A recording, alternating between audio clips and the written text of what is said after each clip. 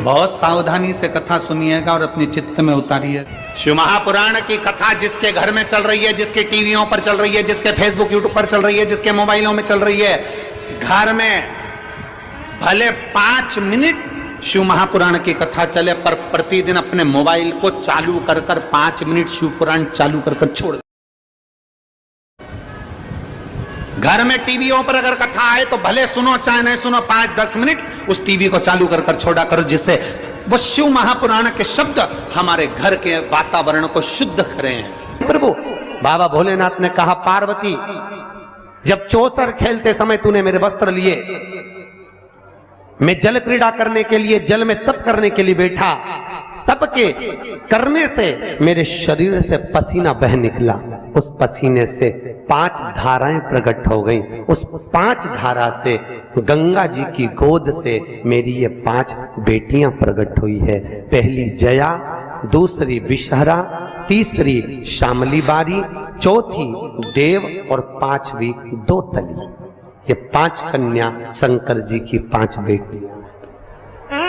उसी समय पर माता पार्वती ने गंगा जी के जल को हाथ में लेकर कहा, गंगा तू मेरी बहन है, मेरे गर्भ से तो संतान नहीं हुई, पर तूने मेरे बच्चों को पाला पोसा बड़ा किया, इसलिए तेरे घाट पर आने वाला व्यक्ति शंकर जी के साथ तेरा स्मरण करेगा और जो हर हर गंगे बोलेगा, गंगा उसको तेरे स्नान का पुण्य घर बैठे मिल जाएगा।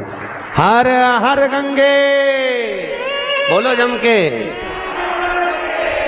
केवल गंगा के साथ उसी दिन से हर हर शब्द जुड़ गया और जिंदगी हो गई आपकी बोलते बोलते। आपको अभी तक नहीं मालूम होगा कि हर हर गंगे क्यों बोलते हैं।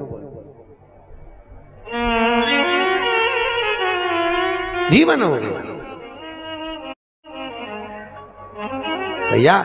शिव महापुराण में एक एक संवाद है। चावल क्यों लगाना चाहिए, शिव जी को कंकु क्यों नहीं लगाया जाता, शंकर को कुंकू नहीं लगता, रोली नहीं लगती, क्योंकि भगवान शंकर जब एक बार बैठे थे तो एक भगत ने शिव जी का कुंकू अभिषेक कर दिया था। कुंकू अभिषेक करा, इतने में माता जगत जननी जगदम्बा उसी समय पर आ गई। पार्वती ने शंकर जी के ऊपर से रक्त की धार जब बहते हुए नीचे आई, भोलेनाथ जी के शरीर से रक्त बहता देखकर माता पार्वती को क्रोध आ गया। पार्वती ने उसी समय पर श्राप देना चाहा। शिव जी ने कहा, पार्वती उसने कुंकू अभिषेक करा है और तू श्राप दे रही है।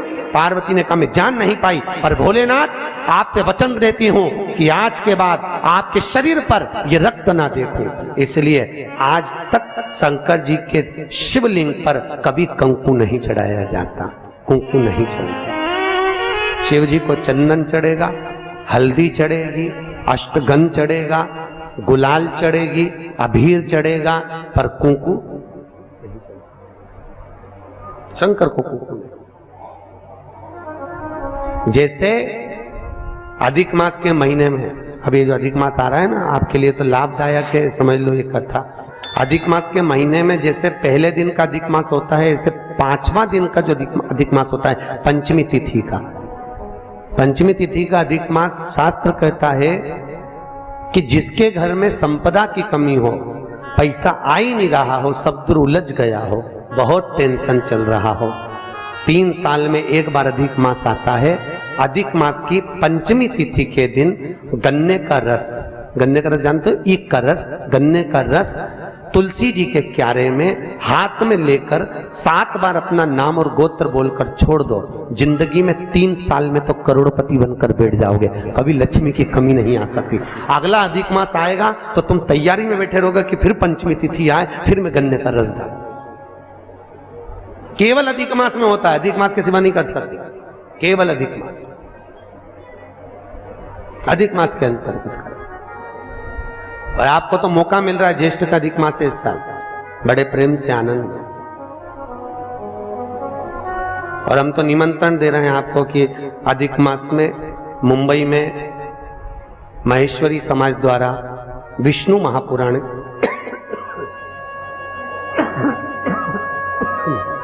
विष्णु पुराण की कथा है। और आप सब भी विष्णु महापुराण की कथा में पश्चिम मुंबई महेश्वरी भवन श्रवण करने पधार। विष्णु महापुराण। अधिक मास का महीना भगवान शिव के स्मरण का माह, ठाकुर जी के भजन का महीना, भगवान नारायण के लाड़ लड़ाने का महीना। खूब प्रेम से भजन करो।